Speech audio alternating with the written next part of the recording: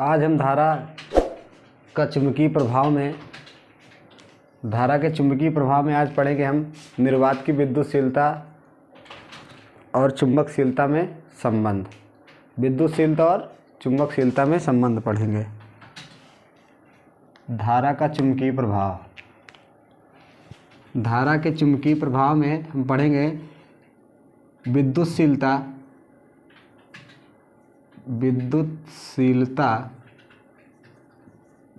तथा विद्युतशीलता मतलब epsilon not तथा चुंबकशीलता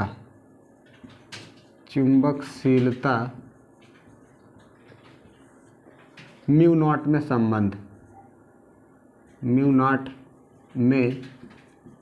संबंध। धारा का चुंबकीय प्रभाव में हम आज ये पढ़ेंगे कि विद्युतशीलता तथा चुंबकीयशीलता में संबंध क्या है।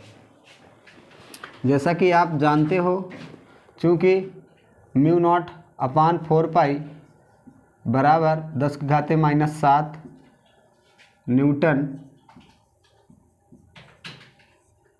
एम्पियर स्क्वायर, इसका मात्रक हो जाएगा न्यूटन प्रति एम्पियर स्क्वायर, ये इसका मात्रक है।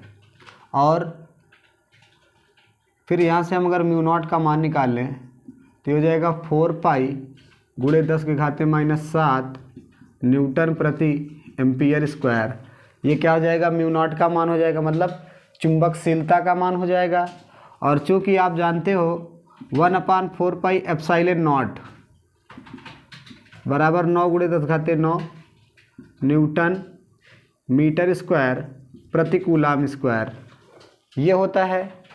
तो हम एप्सिलॉन नॉट का मान यहाँ से निकाल लेते हैं। एप्सिलॉन नॉट का मान निकालेंगे तो ये इसको हम क्या करेंगे, इधर डिवाइड कर देंगे। तो ये हो जाएगा 1/4 गुणे 10⁹ गुणे 9।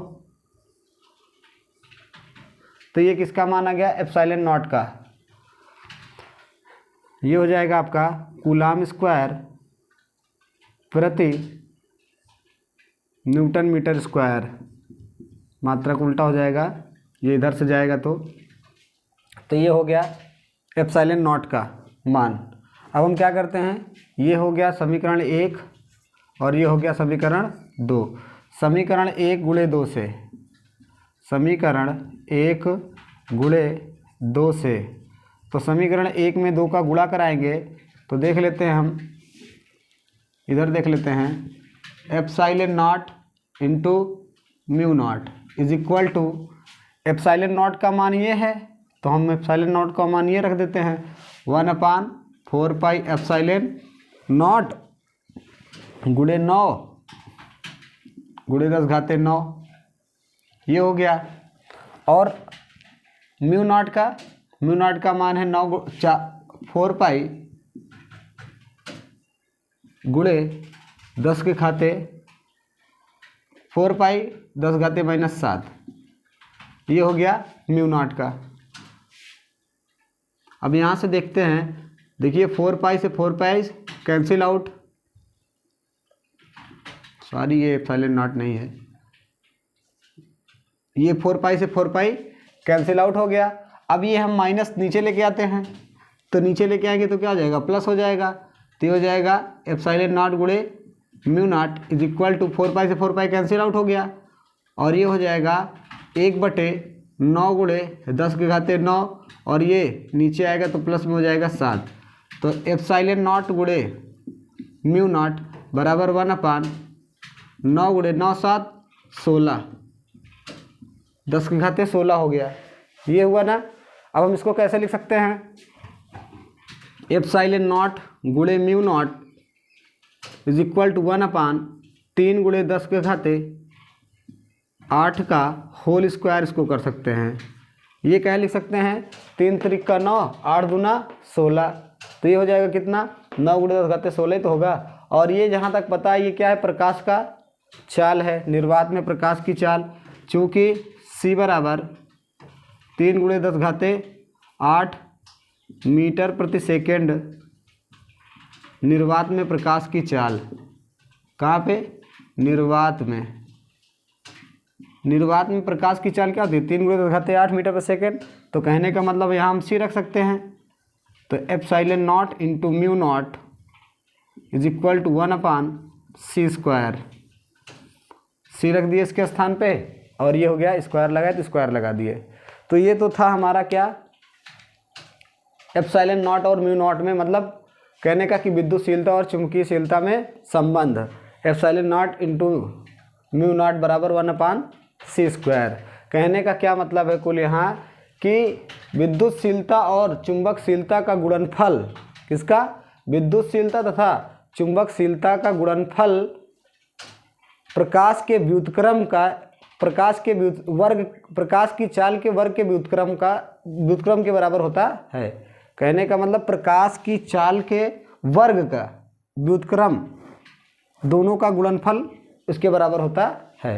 ये क्या है, निर्वात की विद्युतशीलता और चुंबकशीलता में संबंध है। तो ये निर्वात की विद्युतशीलता तथा चुंबकशीलता में संबंध कभी कभी पूछ लेता है एग्जाम में, तो ये भी ध्यान देना चाहिए। अब हम देख लेते हैं बायो-सेवर्ट के नियम का अनुप्रयोग। क्या देख लेते हैं, बायो-सेवर्ट के नियम का अनुप्रयोग। तो सर्वप्रथम हम बायो-सेवर्ट के नियम के अनुप्रयोग में देखेंगे एक सरल रेखीय चालक तार के लिए। किसके लिए देखेंगे, सरल रेखीय चालक तार के लिए।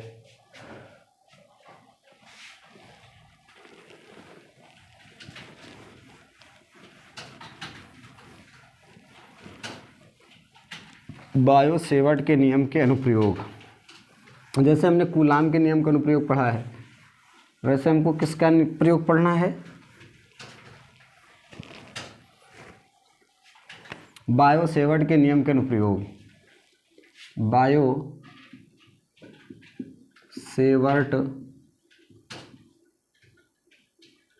के नियम का अनुप्रयोग।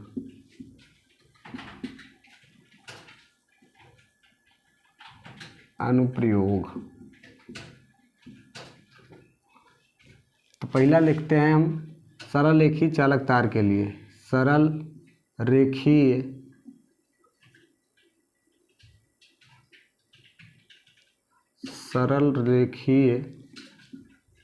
चालक तार के लिए देख लेते हैं, सरल रेखीय चालक तार के लिए। तो देख लेते हैं, सपोज दैट ये क्या है हमारा, कोई सरल रेखीय चालक तार है,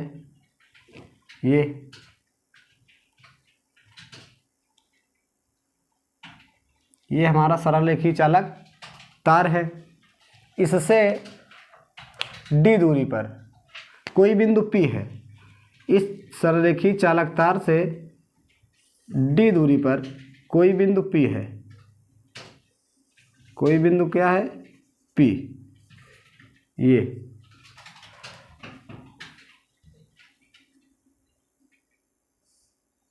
कोई बिंदु P है, इस पर विद्युत क्षेत्र की तीव्रता dB है सपोज दैट, और इसमें प्रवाहित होने वाली धारा क्या है, I। प्रवाहित होने वाली धारा क्या है, I है। और इसके अल्पांश के कारण का क्या मतलब है, थोड़े से भाग के लिए,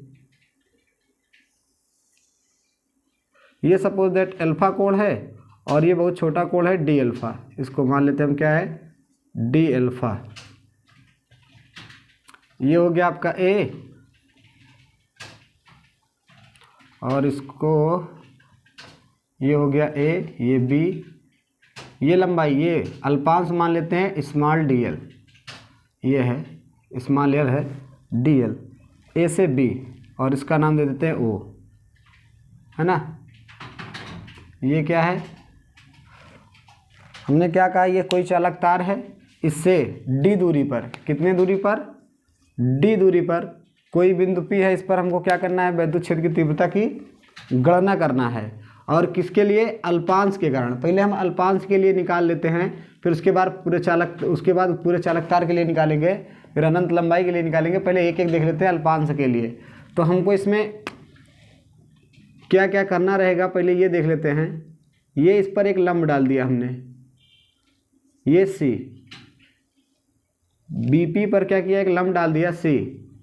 और सपोज दैट ये वाला कोण कितना है, थीटा, तो ये अंदर वाला कोण कितना हो जाएगा, पाई माइनस थीटा। काय पाई माइनस थीटा हो जाएगा, क्योंकि एक सरल रेखा पर 180 अंश का कोण बनता है।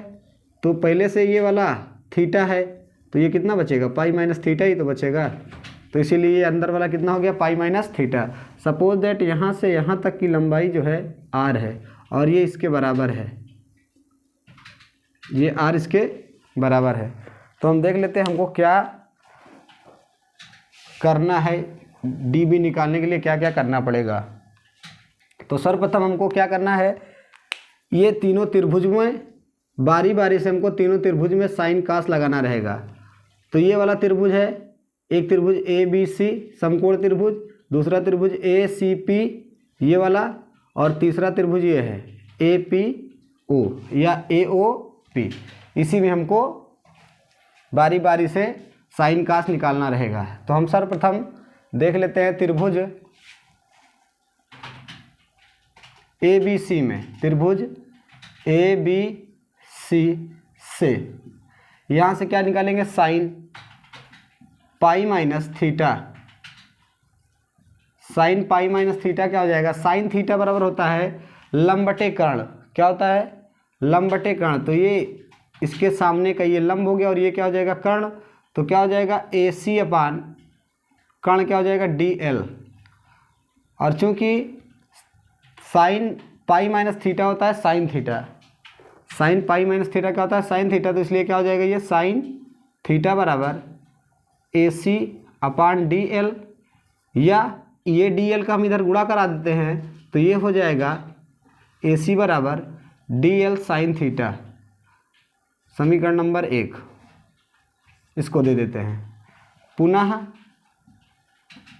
त्रिभुज ए सी पी में लगा लेते हैं, त्रिभुज ए सी पी से ये वाले त्रिभुज में, त्रिभुज ए सी पी ये वाले में लगा लेंगे और यहाँ हम निकालेंगे साइन डी अल्फा। क्या निकालेंगे, साइन डी अल्फा।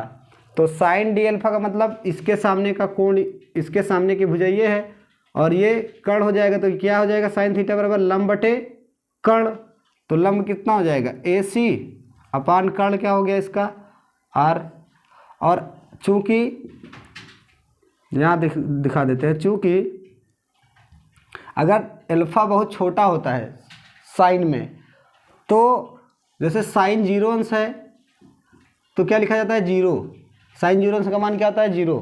मतलब लगभग करके अगर साइन में जो थीटा है अगर वो बहुत छोटा होता है तो साइन क्या होता है, विलुप्त हो जाता है और वही थीटा लिया जाता है। मतलब साइन 0 है तो 0 ही लिया जाएगा। जैसे साइन डी अल्फा है तो क्या लिया जाएगा, डी अल्फा ही लिया जाएगा। तो यहाँ से हम क्या करते हैं, डी अल्फा का ए सी का मान निकाल लेते हैं यहाँ से। तो ये हो जाएगा D alpha is equal to A C upon R. तो ए सी बराबर क्या हो जाएगा, R into D alpha, R into D alpha हो जाएगा। ये समीकरण नंबर 2।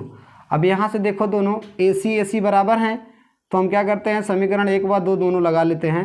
समीकरण 1 व 2 से, समीकरण 1 व 2 से, तो समीकरण 1 व 2 से क्या हो जाएगा, ए सी के बराबर कर लेंगे। देखो ये भी ए सी के बराबर, ये भी ए सी के बराबर।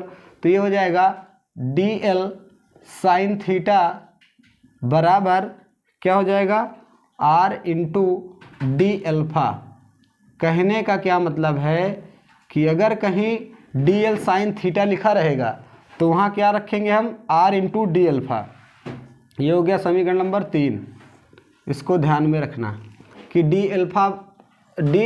एल साइन थीटा बराबर क्या लिखना है, आर इंटू डी अल्फा। ये हो गया। अब हम देखते हैं इस वाले त्रिभुज में लगा लेते हैं, त्रिभुज ए ओ पी में, त्रिभुज ए ओ पी से। तो त्रिभुज ए ओ पी से हम लगाएंगे कास अल्फा। क्या लगाएंगे, कास अल्फा, ताकि हमको डी का संबंध आर में मिल जाएगा। तो कास थीटा बराबर होता है आधार बटे कर्ण। क्या होता है, आधार बटे कर्ण। तो आधार क्या हो गया, डी, और कर्ण क्या हो गया, आर। तो ये हो गया कास अल्फा बराबर आधार बटे कर्ण। तो यहाँ से हम निकालेंगे 1 अपान आर का मान। तो ये हो जाएगा कास अल्फा बराबर, ये इधर डी को इधर भाग कर देंगे और ये हो जाएगा 1 अपान आर। ये हो गया समीकरण नंबर 4।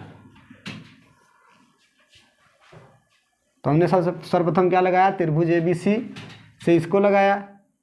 त्रिभुज ABC से हमने साइन पाई माइनस थीटा का मान निकाला और यहाँ से DL साइन थीटा का मान, AC का मान DL साइन थीटा के बदले में निकाला। फिर यहाँ से AC का मान निकाला तो AC दोनों को बराबर कर दिया है। तो DL साइन थीटा बराबर R d अल्फ़ा और त्रिभुज AOP में हमने cos अल्फ़ा निकाल लिया है। अब यहाँ से हम लगाएंगे बायो सेवर्ट का नियम। क्या लगाएंगे, बायो सेवर्ट का नियम। बायो सेवर्ट का नियम क्या है, अब यहाँ हम क्या लगाएंगे, बायो सेवर्ट का नियम। तो बायो सेवर्ट का नियम है DB बराबर हो जाएगा आपका mu naught upon 4 pi into IDL sine theta upon R²। समीकरण नंबर 5 दे देते हैं इसको। कितना दे दिए, समीकरण नंबर 5। तो ये बायो सेवर्ट का नियम है, DB बराबर mu naught upon 4 pi into IDL sine theta upon R²। अब हमको इन दोनों का मान इसी में यूज करना है, बायो सेवर्ट के नियम में। तो हम देख लेते हैं कहाँ पे हमको कैसे इसको यूज करना है। तो ये हो जाएगा DB is equal to mu not upon 4 pi गुणे DL साइन थीटा। देखो ये DL साइन थीटा है ना, और यहाँ से DL साइन थीटा का मान कितना है, R इंटू d अल्फ़ा।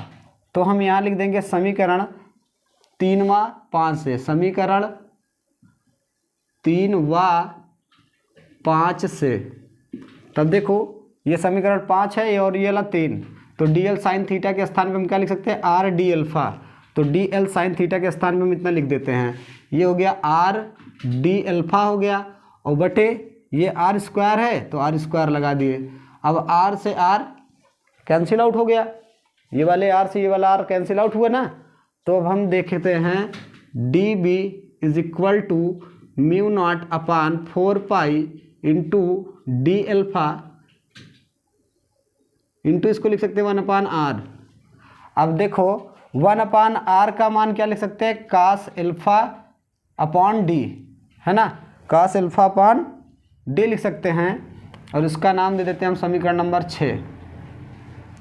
अब देखते हैं हम समीकरण 4 व 6 से, समीकरण 4 व 6 से। तो समीकरण 4 व 6 से देखते हैं, तो यहाँ 1 अपान R का मान क्या है, cos अल्फ़ा अपॉन d। तो हम देख लेते हैं DB is equal to mu not upon 4 pi into इसका पूरे का मान रख देते हैं, क्या है, cos alpha upon d into d alpha, है ना, ये I है, I को यहाँ लिख देते हैं I। तो यहाँ हम I का लगाना भूल गए थे, तो ये हो गया I। तो इतना हो गया क्या, DB is equal to mu not upon 4 pi I cos alpha upon d into d alpha.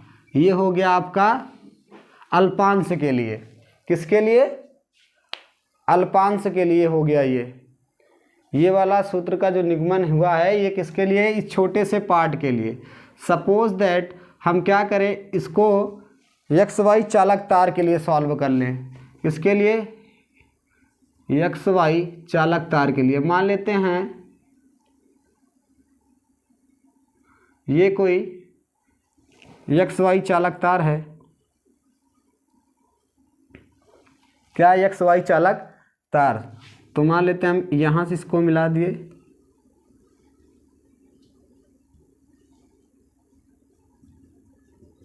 और इसको यहाँ से मिला दिए। ये सपोज दैट कितना है, अल्फ़ा 1 और ये अल्फ़ा 2। ये अल्फ़ा 1 है, ये वाला, ये अल्फ़ा 1 है और ये क्या है अल्फ़ा 2 है। यहाँ से यहाँ तक ये क्या है अल्फ़ा 1 और ये अल्फ़ा 2 है। तो हम एक्स वाई चालक तार के लिए देख लेते हैं। तो इसके लिए हम इसको मिट देते हैं।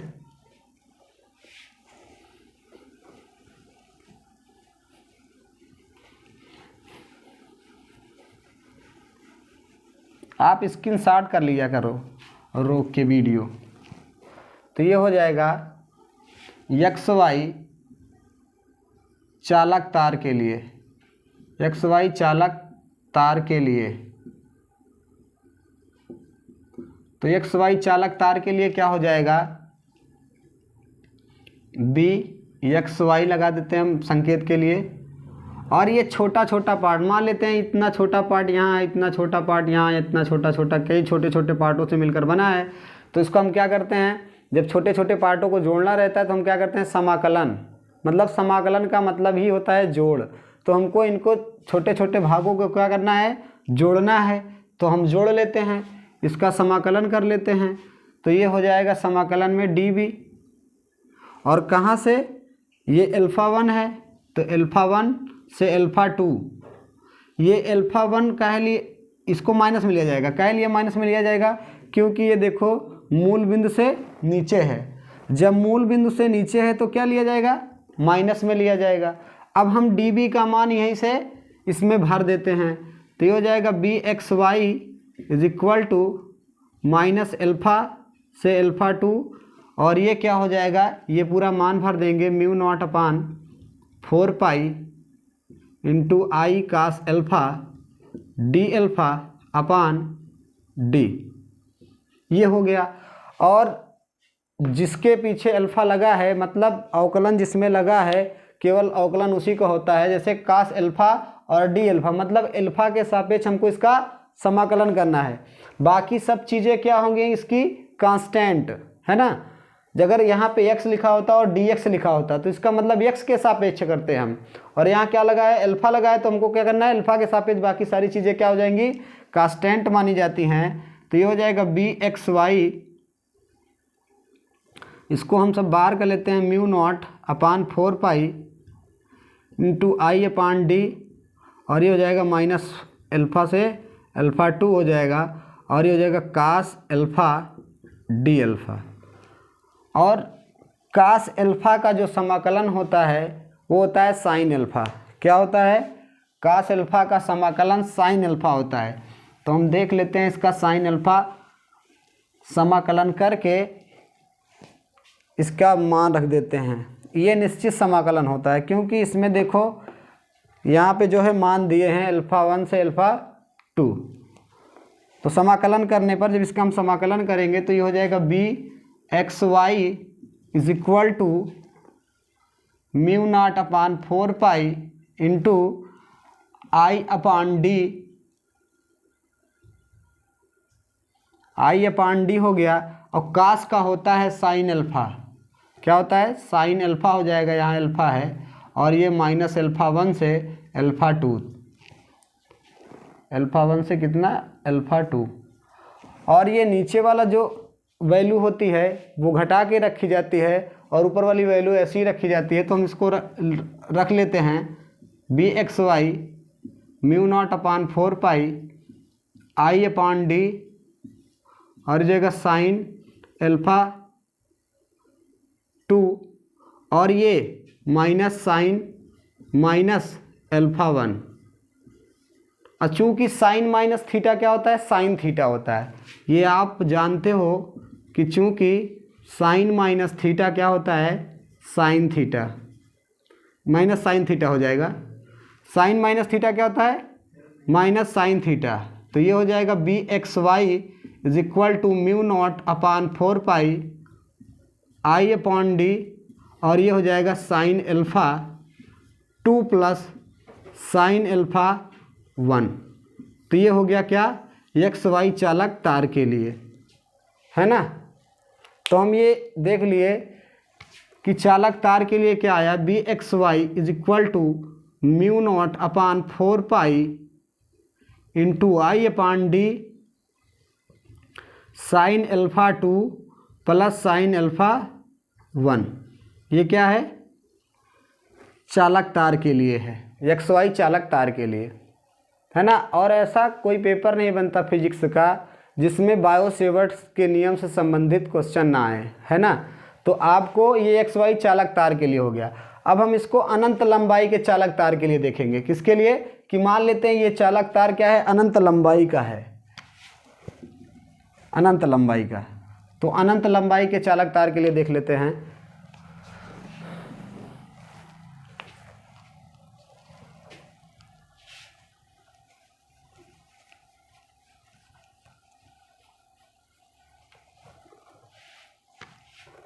अनंत लंबाई के चालक तार के लिए,